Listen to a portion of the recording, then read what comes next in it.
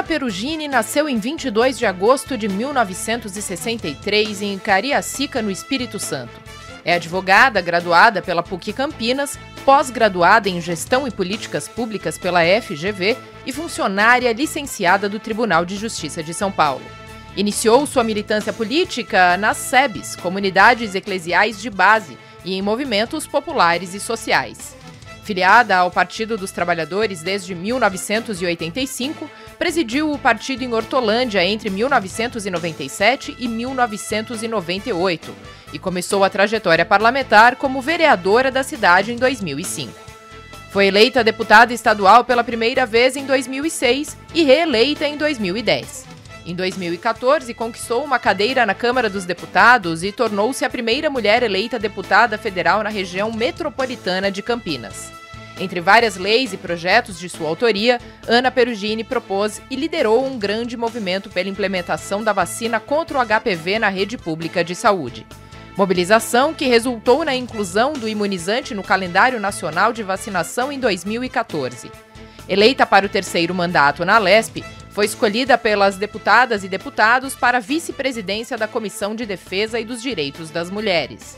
Também é coordenadora de duas frentes parlamentares nesta 20ª legislatura, em defesa dos servidores da Justiça e a Frente Parlamentar do Sistema CROSS-SUS, pela melhoria no atendimento e pacientes na fila de espera da saúde pública.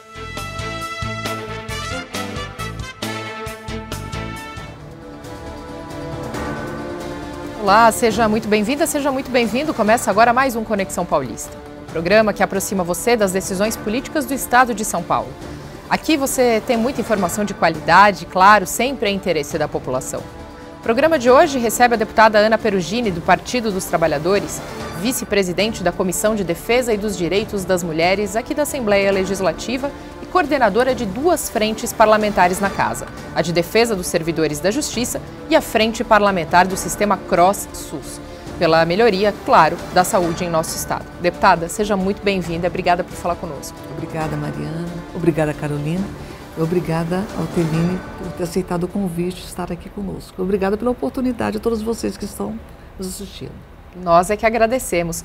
Para me ajudar, então, na edição de hoje, me acompanham a jornalista Carolina Franca, da Rede Alesp, e Carlos Teline, mais conhecido como Teline, da Rádio Massa FM Campinas. Muito obrigada pela presença de vocês.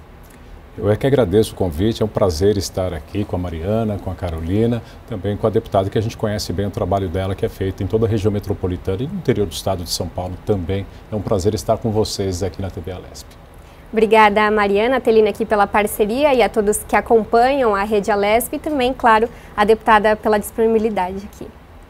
Deputada, antes de iniciar nosso bate-papo, então, a gente separou um trecho de uma fala da senhora exatamente nessa comissão que nós citamos anteriormente, da Comissão de Defesa e dos Direitos das Mulheres aqui na Assembleia Legislativa, da qual a senhora é vice-presidente. Vamos acompanhar. Nós não podemos falar só da mulher hétero, nós temos que pensar nas mulheres, em todas as pessoas que se consideram mulheres e que o nosso país, infelizmente, pela cultura que tem privado de liberdade, de segurança e tem mantido todas as mulheres, todas nós, que nos consideramos mulheres, numa situação de insegurança e de violência. Então, nós vamos ter um trabalho muito grande e eu dou parabéns à comissão por ter abrangido todas as mulheres homens, as mulheres héteros e todas as mulheres que se consideram independente da pele que vestem. Hoje é impossível não falar de todas nós e dessa cultura de violência que existe no nosso país. Deputada, uma fala forte, importante da senhora, que fala não só sobre esse cuidado com as mulheres, mas também com essas questões, ou seja, contra o preconceito e também a homofobia. São pautas que a senhora defende muito no parlamento. Eu fui presidente da Comissão dos Direitos da Mulher em Brasília. E uma crítica que nós tínhamos já naquele período é que se tratava da mulher. Não se abrangeria com essa temática, com essa comissão, dessa forma, a todas as mulheres, né? E nós sabemos, eu não gosto nem de tratar como preconceito, mas uma cultura que naturaliza o crime que é cometido contra as pessoas que são diferentes. E a diversidade é importante, já é crime a homofobia, e nós precisamos, e aqui nós abraçamos, né? como temática a Comissão do Direito das Mulheres. Então, a mulher homo, ela está presente ali, e toda mulher, na sua condição de mulher, independente da sua condição biológica ou da cor da sua pele, precisa ser abraçada por essa comissão. Então, foi nesse sentido que foi colocado. Eu espero que nós avancemos muito em relação a isso, já que o que nos define é a educação e o respeito que nós devemos ter em relação ao outro, né? E tem sido palco, inclusive, para fugir daquilo que é importante, muitas vezes, você discutir temas que já deveriam ter sido superados na nossa cultura. Carolina Franca. Deputada, aqui na Assembleia Legislativa de São Paulo nós temos a Comissão, né, de Defesa dos Direitos das Mulheres, na qual a senhora é vice-presidente, né? Mas algumas assembleias aqui do nosso país ainda não possuem esse grupo de trabalho. Então, falar da importância de se ter essa comissão específica e, claro, também essa representação. Hoje a gente vive a legislatura aqui no estado de São Paulo, onde a gente tem o parlamento com maior número de mulheres desde o seu início aqui na Assembleia Legislativa de São Paulo, essa é a legislatura com mais mulheres até então. Olha, foi até bom você colocar em relação às assembleias, nós deveríamos fazer até um levantamento e pedir, inclusive, que a Procuradoria da Mulher em Brasília entre em contato também, e nós podemos fazer uma solicitação também às câmaras de vereadores, né, desses estados, porque, levando em consideração que nós somos mais que metade da população, e o dado, né, o dado que é crescente de feminicídio e de violência contra a mulher aqui no Brasil, eu tenho ainda uma grande companheira, que é a Érica Cocai, que é uma grande parlamentar na Câmara Federal, que diz que nosso país é o país das burcas invisíveis, né? Das burcas invisíveis. E é preciso lançar luz às mulheres que vivem aqui no Brasil. E esse espaço, né, o Conselho, a Procuradoria, a Ouvidoria, esse espaço é um espaço de recepção das mulheres que sofrem violência e de recepção dos projetos para que nós avancemos na cultura. E nós estamos agora nos 21 dias de ativismo, que vai ser concluído agora no dia 10 de dezembro, com o Dia Mundial dos Direitos Humanos. E é importante lembrar que no dia 20 nós temos o Dia da Consciência Negra e nós temos também o Dia dos Homens, né, contra a Violência. Então é importante que, até como uma tomada de posição das Assembleias Legislativas que ainda não tem essa comissão, que se pense em projetos de resolução para que seja implementado. E eu espero ainda que haja uma mudança, né? Uma mudança no nosso regimento interno para que nós possamos colocar lá, né, a xenofobia, o crime de violência política contra a mulher, né? Precisa estar tipificado ali para que nós possamos aprender cada vez mais. Um grande avanço aqui na Assembleia Legislativa foi a confecção da cartilha, né? Da cartilha que revela o que é esse comportamento, porque logo no início da legislatura nós vimos aqui que ainda havia falta de conhecimento em relação a isso. Então, desde o crime de racismo, a xenofobia, a violência política contra as mulheres, enfim, uma conduta que deveria ser praticada pelo ser humano na sua integridade, mas que infelizmente, em função de uma cultura da invisibilidade, eu diria que essa população sofre, nós ainda não aprendemos a nos comportar. Teline.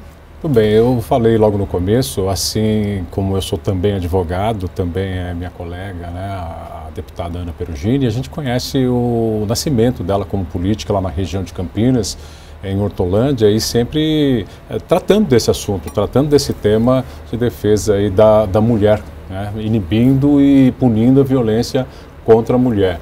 A senhora foi também deputada federal e tratou do assunto também na Câmara Federal. Voltando agora para a Assembleia Legislativa e também o que aconteceu nos últimos anos na política, tanto do Brasil quanto do mundo, a senhora acha que nós regredimos muito se compararmos aquele trabalho que a senhora vinha fazendo na Câmara dos Deputados? Olha, eu acredito, Teline, que é cíclico, não é linear o avanço, ele é cíclico. Se nós olharmos, né, há décadas atrás, naturalmente nós avançamos, mas veja, qualquer movimento de um avanço maior, já também na história você tem um período de retrocesso, você tem um período de travamento desse avanço democrático. Nossa democracia é bastante fragilizada Eu lembro que eu entrei com um projeto e conversei com o ministro Haddad, o ministro da Economia, falando do projeto do PIB da vassoura lá em Brasília, que eu já apresentei também para São Paulo, que é um projeto que joga à luz essa invisibilidade que a mulher sofre na nossa sociedade e em tantas sociedades do mundo. Um projeto que hoje já acontece, inclusive na Argentina, que reconhece como tempo para a aposentadoria o cuidado com os filhos. E é preciso que haja um avanço em termos de proposituras legislativas e de políticas públicas, principalmente porque nós estamos tratando de algo que é invisível. Quando você joga a luz, tudo passa a ser mais fácil de entender e de identificar. Mas até então, quando estão naturalizados esses papéis, você não enxerga. Você não enxerga e atribui até aquilo que é feito rotineiramente por amor, né? Por amor tudo deve ser feito. Você é jornalista, que seja com muito amor que você exerça essa profissão. Não é só a vida privada que precisa desse amor para que haja êxito na sua ação. Em tudo que nós fazemos na vida, né? Eu acredito que, em função do que ocorreu no governo federal, na legislatura passada, né, onde você teve na figura de um presidente, uma liderança nacional, a incitação, muitas vezes, né, de uma recolocação da mulher num outro papel, inclusive com desrespeito a jornalistas no exercício da sua profissão, um chamamento em relação ao homem negro, com um adjetivo, né, com adjetivos que diminui a condição humana. Eu não gosto nem de repetir o que eu tenho na memória que foi dito, né? A falta de responsabilidade do lugar de uma liderança no momento de pandemia como nós vivemos, infelizmente, que aconteceu. Eu acredito que isso trouxe um retrocesso, porque ele libertou muitas vezes algo que moralmente era contido, não é? Você desrespeitar uma autoridade que está exigindo que você use máscara para entrar no supermercado. Aí você via cidadão colocando a máscara aqui, então eu estou de máscara. Então, literalmente se comportando de maneira imoral, inadequada, desrespeitosa, né? E até criminosa naquele momento. Então você tem que colocar em pontos, olha, a máscara para ser usada assim, então a máscara colocada adequadamente. Quer dizer, houve um retrocesso sim nesse período. Quando eu chego a ministérios que tinham, né, dados e que estão recuperando dados, então você como administrador, independente do seu posicionamento ideológico, você tem que manter o registro de tudo que foi feito. Há um comportamento que se espera das autoridades, se espera de um pai em relação à filha, de um padrasto em relação à filha, de uma mãe em relação ao filho, se espera de um presidente em relação ao seu povo, se espera de um presidente da Câmara em relação ao presidente, né, do Executivo. Hoje nós estamos vivendo um retrocesso quando eu penso que nós não tivemos nenhum plebiscito para decidir se nós vivemos um presidencialismo, um parlamentarismo, mas você vê todo um andamento mostrando que está se caminhando, né, por algo que não está determinado na Constituição Federal para que aconteça. Então eu acredito que isso é retrocesso, sim, né? Quando você, muitas vezes no uso da sua imunidade, você ofende as pessoas. Eu até como parlamentar já cheguei a questionar, e vou falar aqui, nós estamos discutindo a privatização da Sabesp agora aqui. E provavelmente vai ser votado dia 5 de dezembro.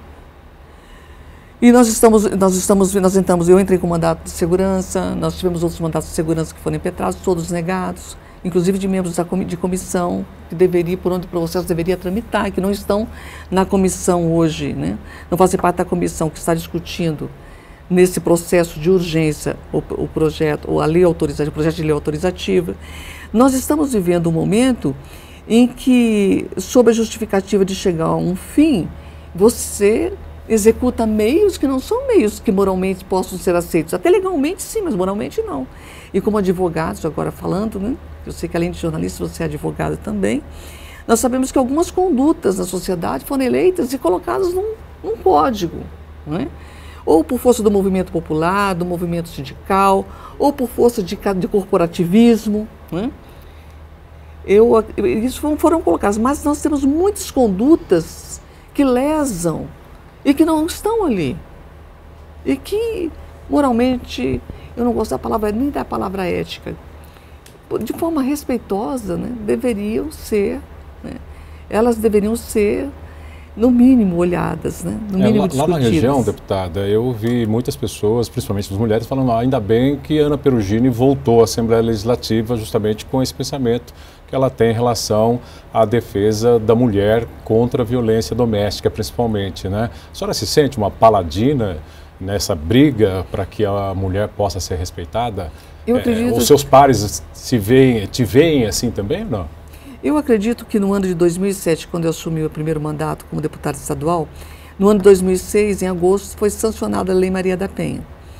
Naquele momento, nós lançamos a Frente Parlamentar em Defesa dos Direitos das Mulheres, e eu lembro que a decisão mais acertada que nós tomamos no mandato é que nós divulgaríamos muito, mas muito, muito, muito a Lei Maria da Penha. Então foi uma meta. Naquele momento, eu acredito que nós tínhamos um volume menor de pessoas que faziam essa defesa, né? Hoje nós temos deputadas também nessa frente, então eu não me sinto como uma única pessoa, graças a Deus não é assim, ainda bem que não é assim, ainda bem que isso avançou mais, mas até pela minha condição como mulher e pela minha história, né? Num período em que nós aplicávamos o Código Penal com uma separação de corpos, medidas protetivas sem a Lei Maria da Penha, até em decorrência da história, é natural que os direitos, né, das mulheres tenha batido a porta, eu tenha ido para a comissão, seja algo que permeie todas as ações do mandato.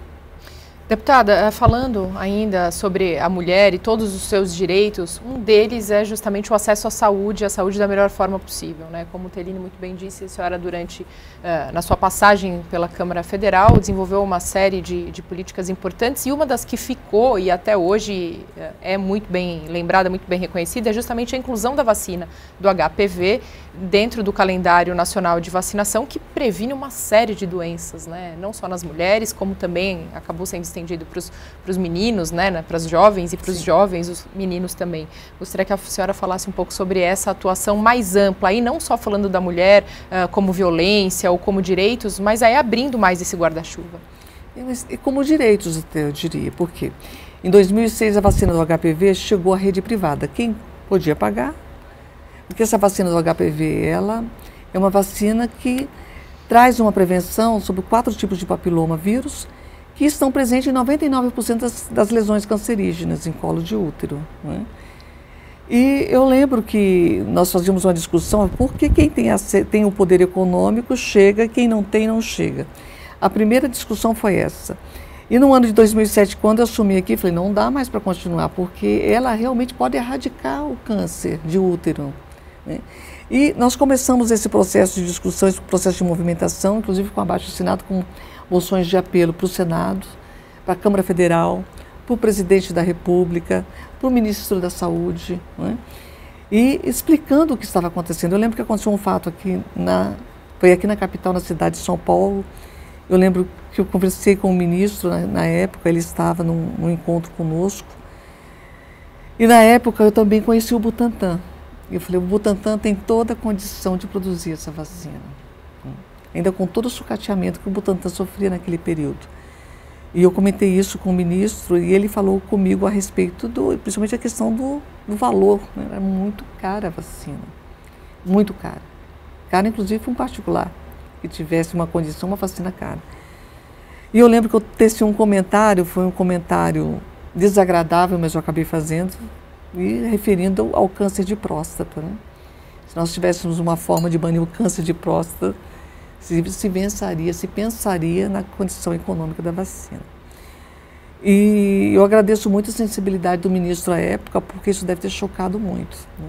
Chocou muito. Foi feito um estudo logo depois, hoje a vacina em 2 doses já, a partir dos 11 anos de idade, e ela já lhe garante uma imunidade maior ainda que quando num período mais tardio. A expectativa é que essa vacina chegue inclusive às mulheres de 29 anos.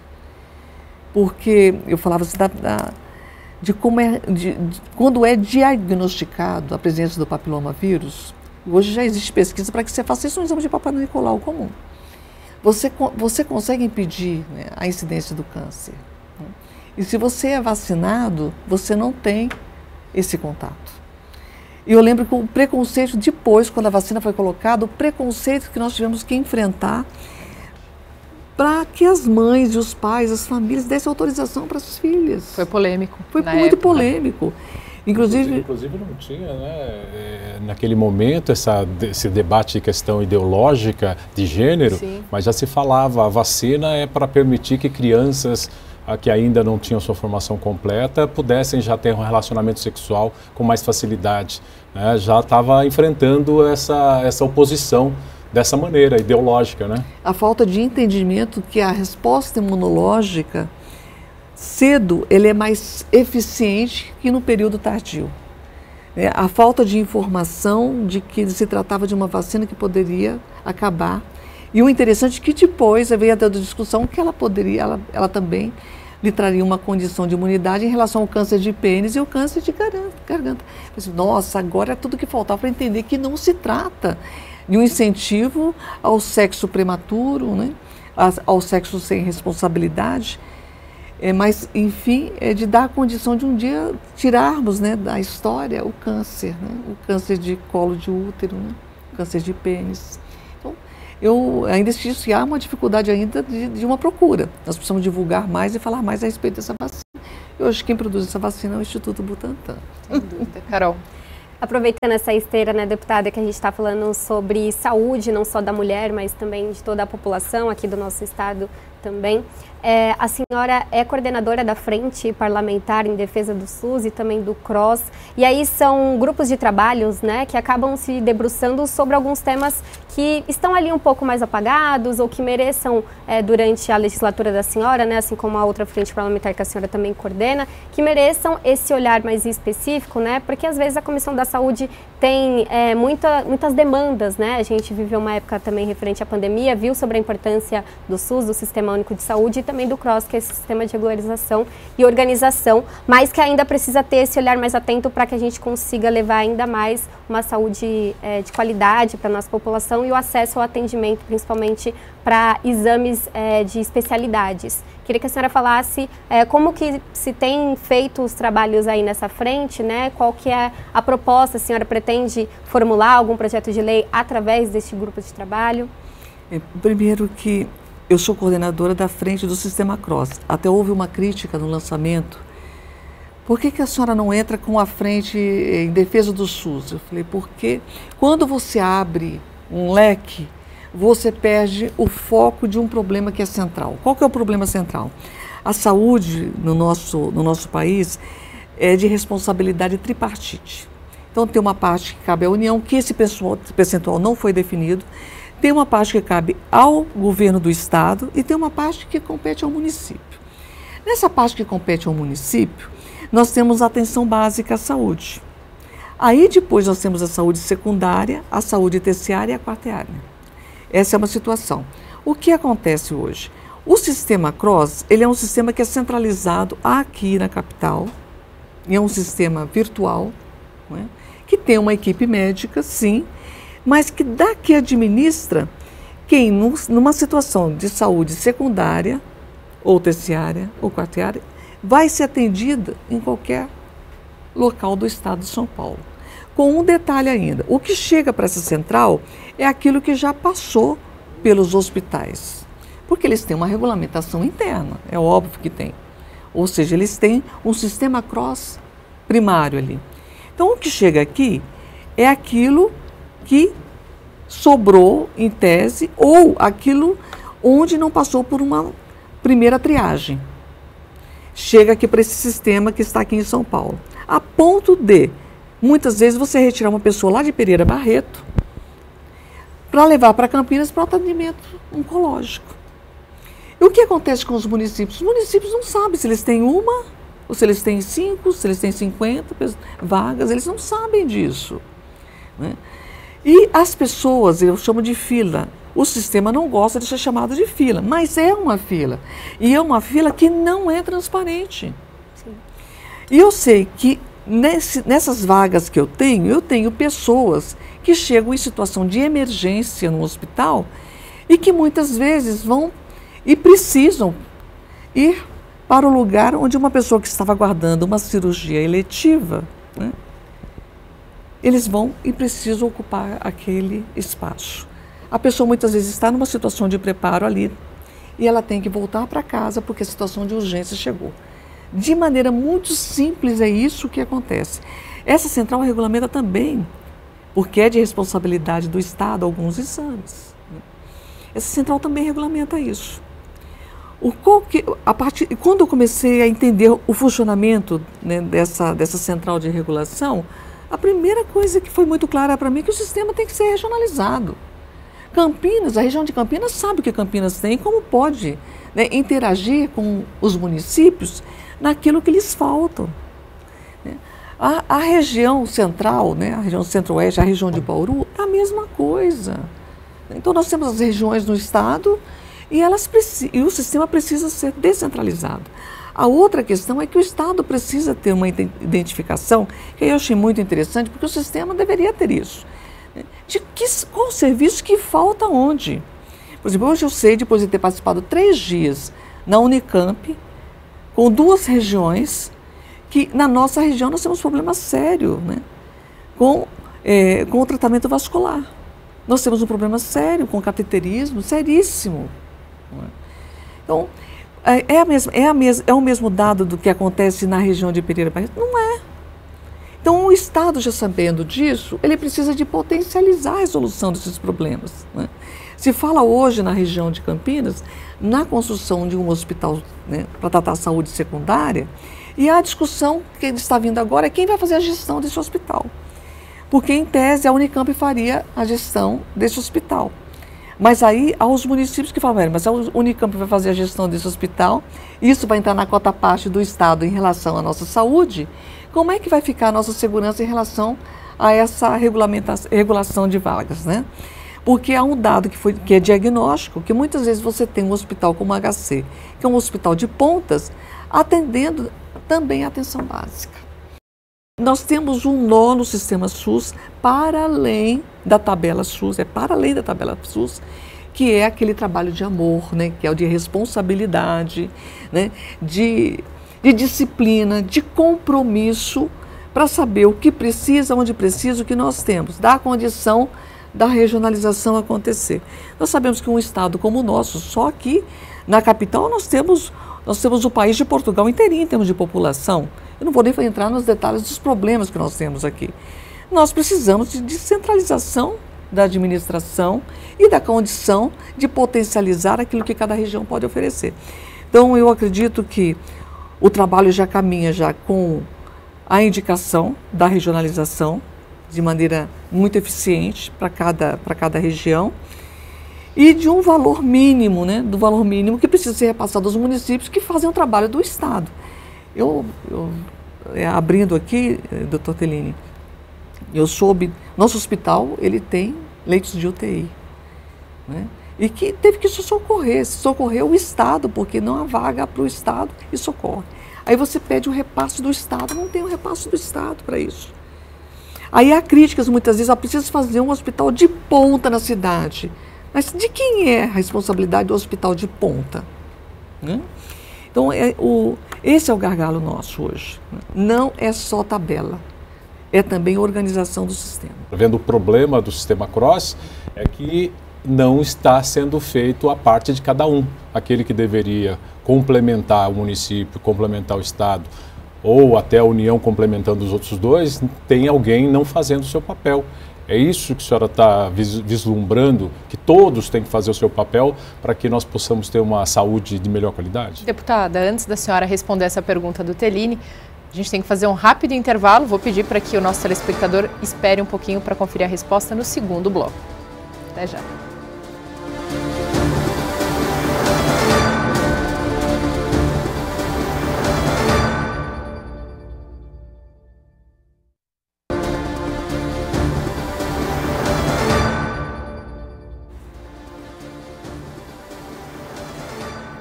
Nós estamos de volta com o segundo bloco do Conexão Paulista, hoje conversando com a deputada estadual Ana Perugini, do Partido dos Trabalhadores. No final do bloco anterior, Tellini tinha feito uma pergunta para a deputada. Vou pedir para quem está sintonizando agora no Conexão Paulista para que você possa repetir, por favor, Tellini.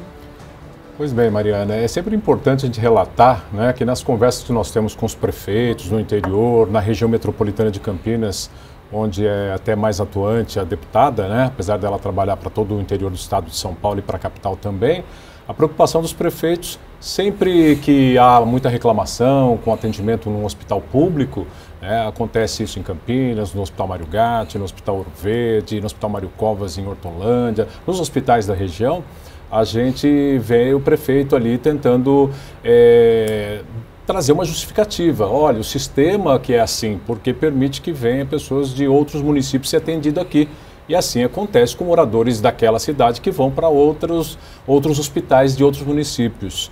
Essa preocupação que a senhora vê na rede hoje, de cruzar essas informações com relação às vagas nos hospitais, que poderá sanar o problema, mas principalmente na questão tripartite que a senhora falou, cada um ter a sua responsabilidade, União, Estado e município, na gestão da saúde?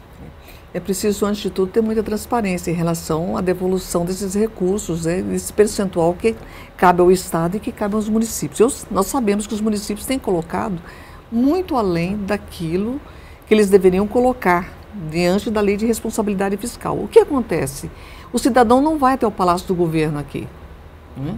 O cidadão que mora na cidade de Campinas, ele vai falar com o vereador, ele vai falar com o prefeito, tem que ser resolvido o problema.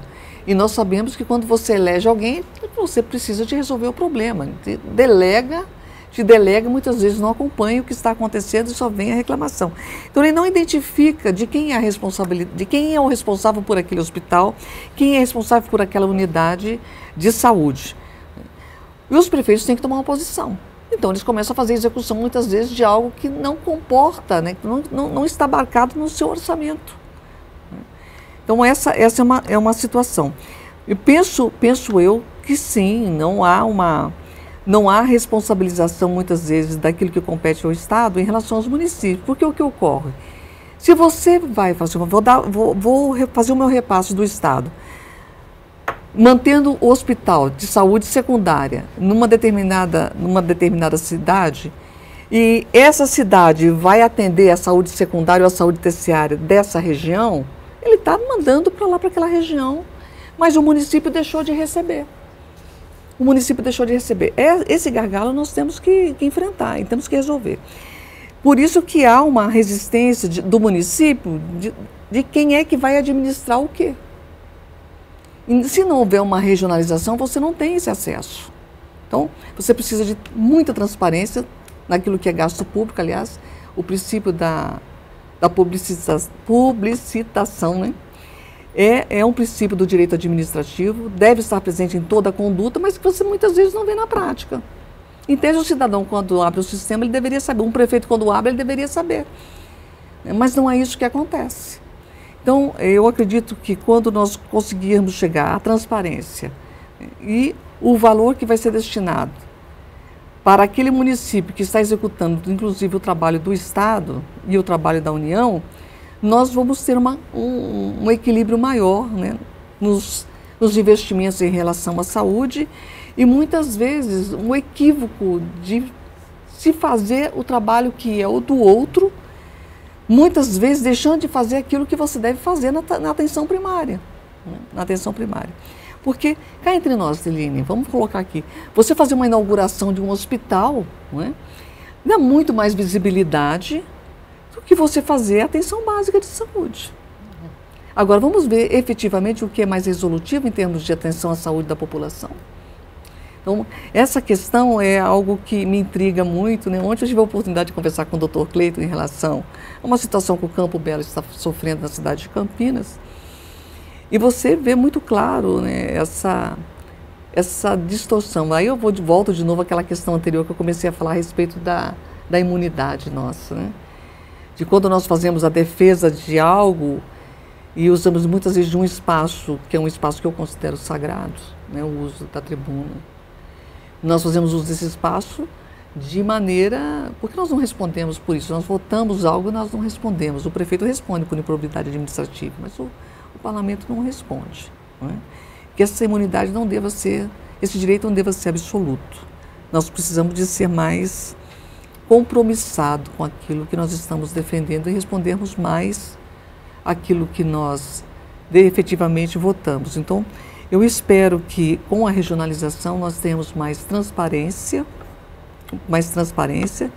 e que os prefeitos se unam, porque quando o Estado chega e fala assim, Mariana, eu vou enviar tanto para você, olha, para você eu vou enviar tanto, ele fragmenta a força que os prefeitos podem ter. Né? É importante que os municípios pequenos se unam, que os municípios metropolitanos se unam, para resolver o problema da região em termos de saúde, e o Estado de maneira muito responsável e a União de maneira muito responsável faça a destinação dos recursos de maneira a resolver o problema da população local, porque é na localidade que nós vivemos, não é no Estado, na estratosfera, nem na União. Deputada, nós passamos por pautas importantes até agora, no início desse segundo bloco, falamos sobre as mulheres, falamos um pouco, né, sobre saúde, mas tem uma outra que merece muito a nossa atenção também, que é a questão dos agrotóxicos ou defensivos agrícolas, enfim, como melhor nome, né? A senhora propôs uma audiência pública para esse debate dentro daqui da Casa da Assembleia Legislativa, justamente para propor, então, pensamentos que possam contribuir para uma agricultura mais sustentável. A gente sabe, quando a gente fala de insegurança alimentar, o quanto essa agricultura é cada vez mais sustentável, e aí pautas realmente mais ligadas ao próprio Partido dos Trabalhadores, né, na sua base, como a própria economia solidária realmente as cooperativas são importantes para toda essa engrenagem circular. Olha, eu vou tentar lembrar tudo o que aconteceu até chegar a esse desejo, mas tem algo que nós precisamos estar atentos em relação ao conhecimento que nós temos dessa causa. No início, quando o problema chegou da seguinte forma: Ana, estão catando abelhas com pás. Ana, morreram muitos peixes, eles estão boiando.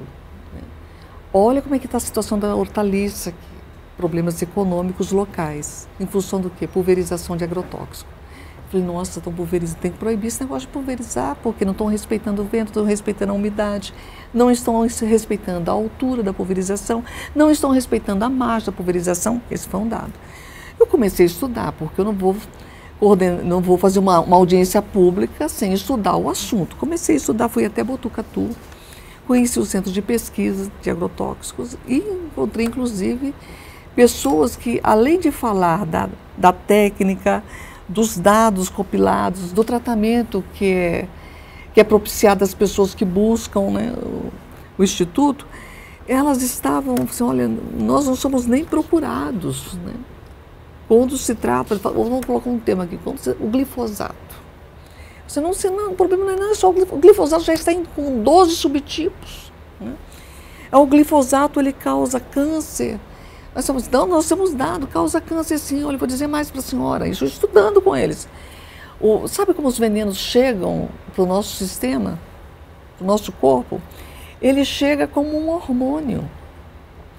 O organismo o recebe como hormônio e aí não tem o que fazer com ele. Daí a origem, por exemplo, dos nódulos em tireoides, em crianças hoje, câncer em tireoide. Eu falei, nossa, eu comecei a entender o porquê dessa angústia que estava acontecendo ali.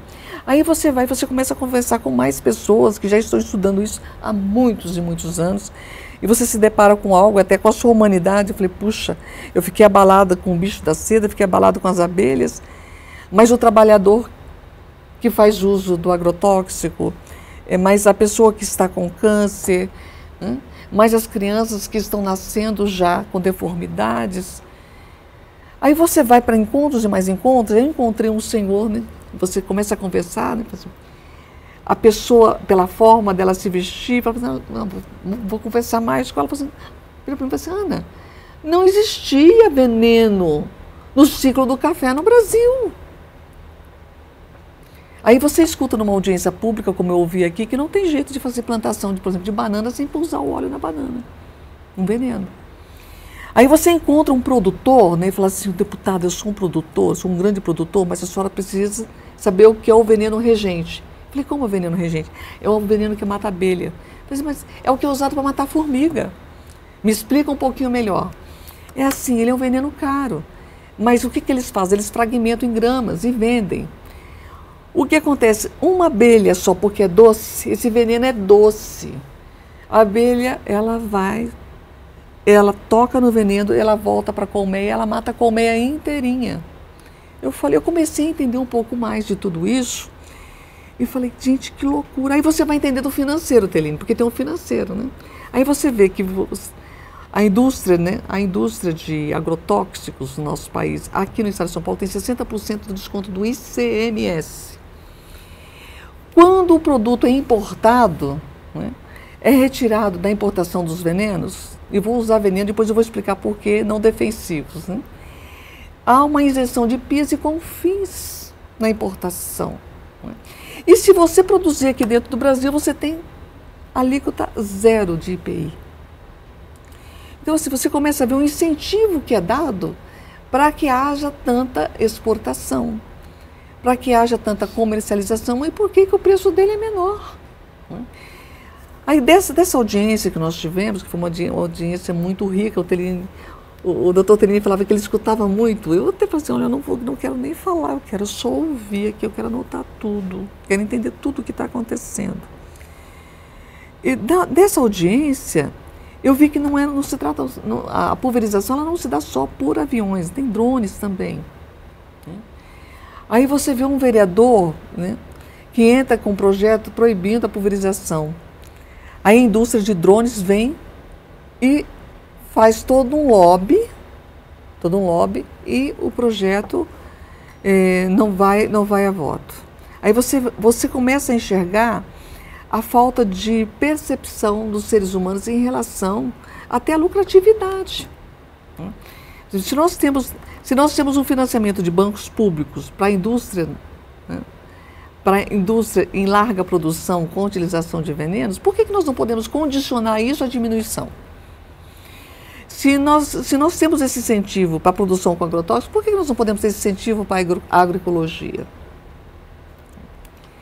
Então, nós estamos aumentando a sobrevida, mas nós estamos sem a qualidade da sobrevida. As pessoas estão adoecendo por câncer como nunca, né? Para além dos diagnósticos, isso está acontecendo. Então, em relação a essa indústria do veneno, e eu não uso a palavra defensivo, porque não é defensivo. É, de fato, um agrotóxico, um veneno que é usado para matar uma praga. Agora, nós sabemos que uma praga, ela vem, e no equilíbrio ecológico, há outra que consegue acabar com essa praga. Agora, quando você tem um único lugar, né, que está ilhado pelos agrotóxicos, produzindo um alimento agroecológico, esse único lugar, ele vira o quê? Ele vira o oásis de todas as pragas. Ele não consegue sobreviver. Aí eu volto àquilo que eu aprendi com esse senhor, né? Ele falou assim, no ciclo do café no Brasil, o maior ciclo de produção do Brasil, não existia veneno. Veneno foi introduzido na nossa história a partir da Segunda Guerra, que foi uma arma química que foi utilizada e que acabou, né, passando pela sua lucratividade para a nossa alimentação. Então é por isso que eu falo, né, você fala um veneno na mesa, porque é isso mesmo. Olha, eu era uma amante de tomate, Mariana, desculpa. Eu gostava muito, Carolina, de tomate. Eu não como mais tomate, não como, porque eu sei que tomate tem muito e muito veneno, né? Eu gostava de pepino, não como mais pepino também. E assim você vai deixando, né? A maçã, eu lembro que eu até era conhecida nas comunidades eclesiais do Botelini, eu andava só com maçã na bolsa, né? Eu perdi esse gosto porque ela foi perdendo o sabor e eu nem sabia por que ela havia perdido esse sabor. Hoje a maçã perdeu o cheiro da maçã também, ela não tem cheiro. E muitas vezes ela está aparentemente bonita e por dentro ela está preta. Totalmente destruída por dentro, preta de fungos, de bolor, essa é a coloração que se dá ali. Então eu acredito que nós precisamos nos ater a essa questão da sobrevida, né? Da sustentabilidade e acabar com a pulverização de agrotóxicos para mim, é muito pequeno perto do que nós precisamos de fazer. E eu espero que nós consigamos, e aí vou chamar até a atenção, nós estamos vivendo essa onda enorme de calor, né? Está acontecendo uma onda enorme de calor e nós estamos suportando, porque o ser humano tem sido irresponsável. Nós temos a condição tecnológica para não viver desse jeito. E por quê? A indústria da lucratividade, ela não vai ser parada pela racionalidade. Então, eu acredito que... Eu escutei de uma professora da Universidade Federal do Rio de Janeiro, e ela fala o seguinte, que o ser humano que usa o celular hoje, com um botão, consegue fazer uma série de coisas, é o mesmo homem da caverna. Eu fiquei chocada, mas esse choque de realidade nós precisamos de ter. Carol. Deputada, me chama muito a atenção em quase todas as respostas da senhora a importância de descentralizar o debate, né? A senhora já foi vereadora, sabe da importância do município, de ouvir quem está na ponta, quem recebe a população, tudo isso, porque é ela que vai entender as principais demandas, né? O que ela precisa ali como a sua principal demanda. E aí a gente está tendo um debate aqui na Assembleia Legislativa de São Paulo justamente sobre a questão da Sabesp. E a senhora foi a deputada que levou uma das primeiras audiências, se não a primeira aqui, que sai da Assembleia Legislativa de São Paulo para fazer a discussão da privatização da Sabesp na cidade de Hortolândia. A privatização da Sabesp começou já ainda na administração João Dória, com a criação das URAIs, das unidades de referências, né? Lá foi em regime de urgência. Bem, vindo para cá, de novo o projeto, a lei autorizativa vem em regime de urgência. O que é regime de urgência? 45 dias para ser apreciado, votado, discutido e votado. Ponto. Essa é a situação. Olhando o mapa da formação das rurais, que foi feita também na correria, você observa que ela infringiu, né, violentamente aquilo que foi aprovado em regime de urgência lá atrás da sua formação. Inclusive desagregando municípios de regiões metropolitanas e isolando municípios. E se você olhar no quadro, infelizmente eu não tenho aqui, mas é só olhar no quadro, você vai ver que a Ural, né, uma das rurais que teve maior adesão, são dos municípios que têm a Sabesp, e as outras não. As outras não fizeram adesão. Agora, olhando para a privatização, como ela está se dando, né, a própria lei autorizativa, ela não menciona a outorga, ela não justifica por que o Estado, que hoje tem mais de 50%, ele fala que ele vai destinar parte da venda para um fundo, para essa empresa, para agora, para os acionistas, né, universalizarem o saneamento. Por que os lucros e dividendos, depois que ela não for mais parte majoritária, porque parte majoritárias em SA é 50% mais um. Não tem outra definição. Ela não diz por que hoje ela já não coloca. Aí ela não consegue dizer para mim o que ela vai fazer para a universalização em relação aos municípios que já estão universalizados. E tem uma questão que a população ainda não entendeu, né? Não entendeu, é que privatização não significa nem de longe eficiência. Nós tivemos um exemplo claro do que aconteceu com a energia elétrica. O exemplo foi muito claro. Não significa... Eu lembro quando nós tínhamos um posto, e eu acredito que muita gente que vai ter acesso a esse programa vai lembrar, um posto da Telefônica em Campinas, que ficava ali perto do Mercadão. Exato. Você tinha um problema com a conta, você tinha problema com qualquer coisa, você ia até lá, você era atendido por um funcionário. Hoje, você vai e se senta. Eu sento no chão, porque o melhor lugar para sentar é no chão. Eu sento, se eu tiver que fazer qualquer tipo de reclamação ou de mudança de serviço, muitas vezes, porque muitas vezes o seu pacote é bem mais caro do que o pacote que foi lançado. Aí você tem que entrar em contato para poder...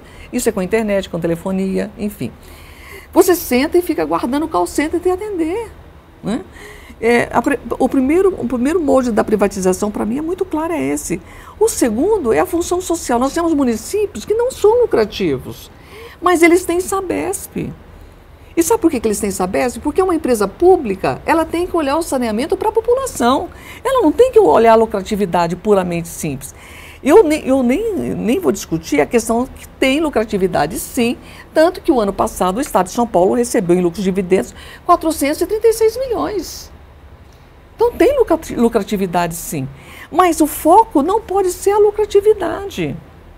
Então, nós estamos hoje em 375 municípios, né? E muitos desses municípios não são lucrativos. Qual que vai ser a responsabilidade do governo que está hoje direcionando essa privatização de uma empresa que é reconhecida no nosso país, na América Latina e no mundo como de alta tecnologia? Qual vai ser a responsabilidade na deficiência hídrica, na deficiência do saneamento, na deficiência do tratamento de esgoto, nessas cidades que não dão lucro? O que vai acontecer? Porque em 10 anos nesse curso nós vamos ter um problema muito grave no estado de São Paulo. E não precisa ser especialista para falar sobre isso. É muito claro, é só ver um município que está deficitário, é só ver como é que funcionam as nossas contas de energia elétrica hoje, é só ver o que aconteceu aqui em São Paulo com a última tempestade em relação à Enel, é só ver o que está acontecendo. E, infelizmente, né, eu cheguei a conversar com uma pessoa muito culta, um médico, por sinal, eu falo muito culto porque é uma pessoa que acompanha a política, para além de ter uma vida acadêmica. Eu falei, mas a privatização, Ana, não torna mais eficiente? Ele fez essa pergunta. Eu falei, doutor, o senhor tem 5G no seu telefone agora?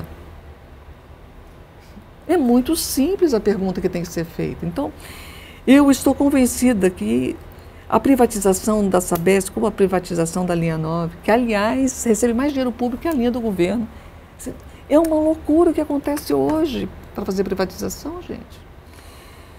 Olha, se não fosse o SUS, se o sistema de saúde no Brasil fosse só o privado, nós não teríamos os mais de 800 mil mortos. Nós teríamos corpos jogados nas calçadas, pode ter certeza disso. Né? Eu me emociono quando falo nisso, porque eu perdi uma grande pessoa para a Covid. E a vacina não chegou a tempo para ele. Mas como a Covid não teve fronteira, o SUS ficou em pé. Porque muita gente saía de jato, né, da região nordeste do país e não encontrava vaga aqui no sistema de saúde aqui em São Paulo. Então eu espero, e tudo desenha para que a Sabesp seja privatizada, mas eu espero que os responsáveis pela privatização respondam daqui a 10 anos o que vai acontecer. Porque há que se ter seriedade em relação aos municípios que são de responsabilidade sim do Estado, onde não tem a Sabesp e que precisa de acontecer para a água, que é um elemento essencial à vida. Nós não estamos falando de uma fábrica de vidro que vai mexer com areia, não é isso, nós estamos falando de água, falando do sistema Cantareira, que depende do sistema que vem de Minas Gerais, que depende de Piracicaba, né? No sistema que foi construído em 1974, nós estamos falando, né, da represa Billings, nós estamos falando da sobrevida da região metropolitana de Campinas, que cede água para a região de São Paulo, e cede porque a Billings serve a empresa de energia elétrica e que deveria estar servindo a dessedentação aqui, né? Então, há muita coisa em jogo e, infelizmente, é tudo muito rápido, os acordos são feitos muito rápidos e está muito claro que a Sabesp faz parte dessa entrega em relação ao processo eleitoral que houve. Eu queria pontuar, porque na região de Campinas, na região metropolitana, nós temos, pelo menos que eu vejo, 2 grandes exemplos na questão de abastecimento de água e tratamento de esgoto. A Sanasa em Campinas, que é considerada uma das melhores empresas em tratamento, não levando questão político-administrativa, né, que a gente sabe que isso torna-se polêmico em alguns momentos, né, deputada? Ela é tida como uma das empresas de melhor qualidade e eficiência no oferecimento de água e tratamento de esgoto em Campinas. E nós tivemos um exemplo em Sumaré, que privatizou, né? A de Campinas é uma empresa pública, uma empresa de economia mista, com a prefeitura detendo mais de 50% das ações, e em Sumaré houve uma privatização, e é um embate, uma queda de braço lá gigantesca pela qualidade, para que a empresa apresente uma qualidade de tratamento de água e de coleta de esgoto da população. E nos demais municípios, vários são aqueles que estão com a Sabesp, que reconstruíram o seu sistema e levaram alguns anos para serem reconstruídos e hoje oferecem qualidade, eficiência no atendimento à população.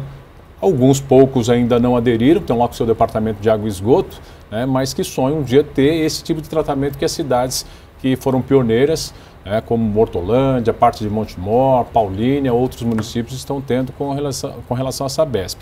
Eu falei isso justamente porque como que se pode, né? Eu vou transferir essa pergunta para a deputada, levar a privatização de uma empresa que está dando lucro, se mostrando eficiente e resolvendo problemas no interior do estado de São Paulo afora, né? Problemas crônicos que nós tínhamos com abastecimento e coleta de esgoto, e de repente uma proposta que surgiu em campanha eleitoral e não na execução do governo, não na gestão do governo. Poderia o governador nem ter sido eleito, né? Mas ele já propôs isso antes e hoje está tentando executar essa privatização. Eu queria que o senhor analisasse dessa maneira aí a eficiência e a privatização de uma empresa que está dando, inclusive, lucro, não só para o governo do estado, mas para os seus acionistas. O interessante é que quem defende essa privatização vai buscar recurso daquilo que é público, daquilo que deveria vir mesmo para a educação e para a saúde, para aplicar na empresa privada, né, que é o dinheiro do PAC. Essa é uma situação que precisa ser trazida aqui. A outra questão, em relação a quem defende essa privatização e essa proposta de período eleitoral, que muitas vezes as pessoas votam, e aqui não é demérito isso. E eu lembrei de uma frase que a paixão é enganosa, né? Votam de maneira emocional, sem perceber na fala a racionalidade e a implicação daquilo que está sendo dito. Quando o governador, né, de São Paulo falou que iria privatizar a Sabesp, ninguém fez a indagação, quando eu falo da população que votou no governador, não fez a indagação, falei, peraí, qual o estudo que ele tem para dizer que ela vai ser mais eficiente privatizando? Né? O que significa isso? Peraí, deixa eu analisar isso. Olha, bastou uma frase, Teline, uma frase de um candidato na eleição passada, em relação a uma região, foi a região do Pontal. Eu falei, meu Deus, que loucura é essa? O que ele está falando? Ele está pensando que ele vai governar para quê? Para um grupo desse tamanho? Né? Então, muitas vezes falta conhecimento das implicações e muitas vezes, emocionalmente, a gente repete uma frase, repete outra, aí vê um gesto. Eu sou muito atenta a gestos, é um livro que me ajudou muito na vida, né? Já falei de alguns livros. Um me despertou para a vida aos 7 anos de idade, né? Eu ganhei o livro do caso, de tanto falar desse livro, né? Que fala do Eurico e o Caranguejo Bola, né? Ele me despertou para uma sociedade de bichos que fazia crítica à sociedade dos humanos. Me despertou, falei, opa, né? E eu li esse livro várias vezes. Eu tinha acabado de aprender a ler e escrever. Depois eu conheci a Domitila de Barris Jungara, que é uma mulherzinha de 1,5 metro, que tem uma história que foi um fenômeno. Falei, puxa vida. E um outro livro foi O Corpo Fala. Esse me ajudou muito. Então eu vejo muitas vezes as pessoas não percebem um gesto que a leva a votar. Esse estereótipo de quem é forte, de quem é inteligente, de quem é competente, né? E que muitas vezes deixa alguém que no nosso imaginário, a palavra não é estereótipo não, mas tem o arquétipo, né? Que muitas vezes foge à nossa consciência, mas está em nós, né? O arquétipo da competência.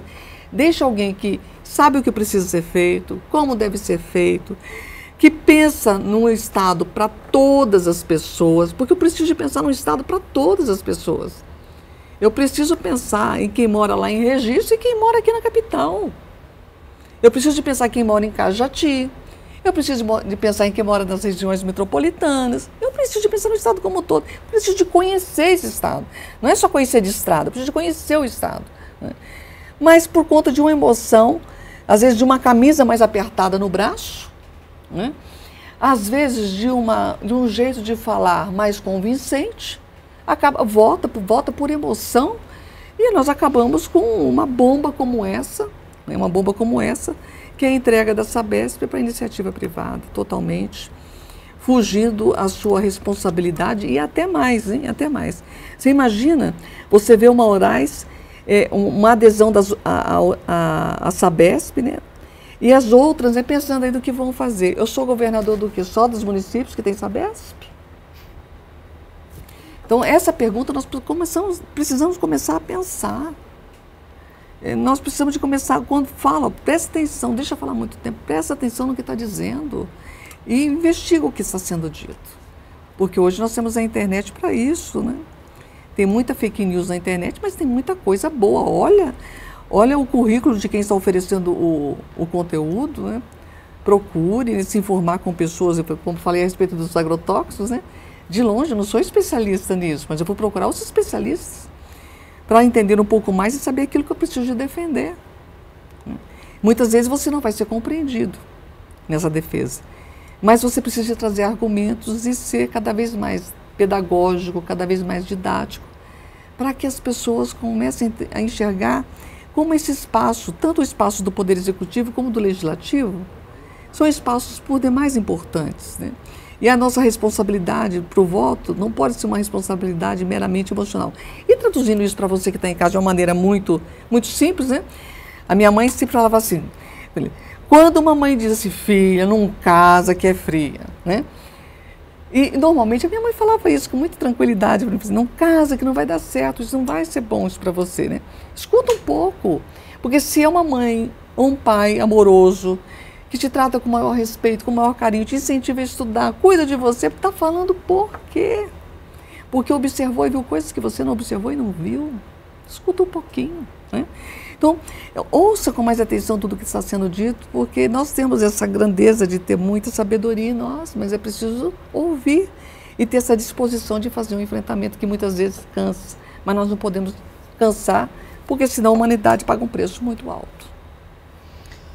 Deputada, nós passamos aqui ao longo do programa de hoje, infelizmente nosso tempo chega ao fim, mas nós passamos por assuntos importantes, né, como mulheres, saúde, agrotóxicos, até mesmo a questão da Sabesp agora, né?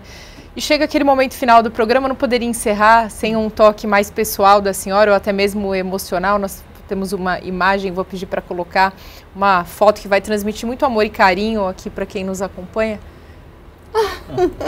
Essa é a Pedrita. Essa é a Pepe. Ai, minha fofa.